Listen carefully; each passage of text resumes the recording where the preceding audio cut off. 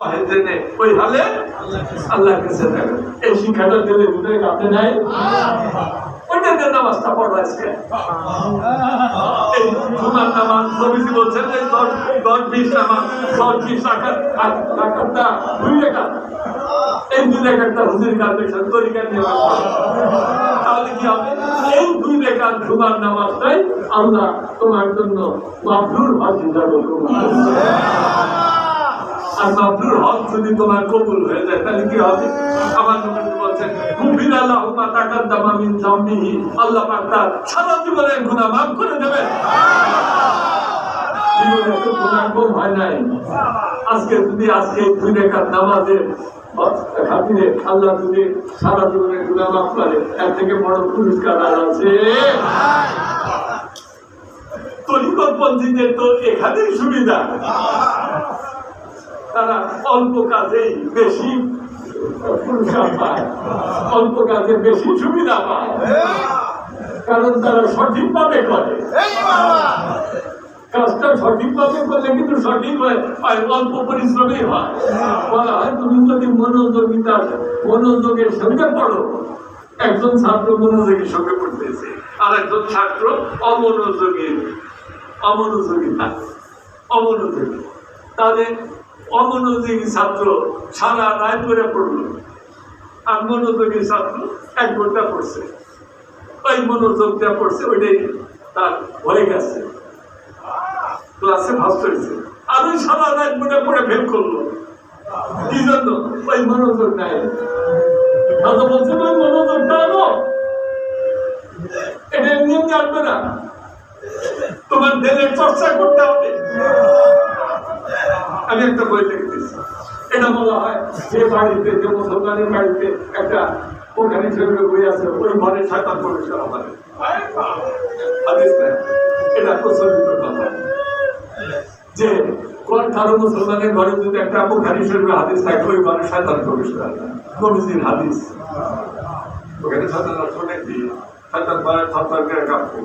আর আমি বলি এই আরেকটা শয়তান কিন্তু মানুষের ভিতরে আছে, দাজ্জালুনা কাজ্জাবুন, সত্য না? নবীজি বলছেন দাজ্জালুনা কাজ্জাবুন, ওরা কিন্তু আছে। ওরা কারা?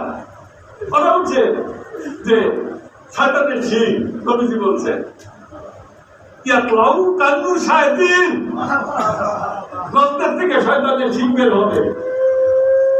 ওই শয়তানের শিংয়ের ফুটা পাইতেছো না? নবীজি বলছেন দাজ্জালুনা কাজ্জাবুন, ওরাই শয়তানের শিং। এই শয়তানের শিং গুতাইতেছে আমাদের, অনেকদিন থেকে গুতাইতেছে। আমি দেখলাম যে কিছু সামান দেওয়া লাগবে, আমাদের তো কাপড় চোপড় শিরা ফেলতেছে কোথায়, পাঞ্জাবি ছিলছে না অনেকে। আর মাহফিলে বসলে মিলাদ শরীফের বিরুদ্ধে কয় না, তোমাদের পাঞ্জাবিটা তো অনেক ছিলছে কোথায় কোথায়। এখন এই সিংহের থেকে বাঁচবা কি করে? এই জন্য আমি একটা বই লিখতেছি, 500 পাতা হয়ে গেছে প্রায়, ওইটা মানে 500-550 পাতার একটা মোটা বই।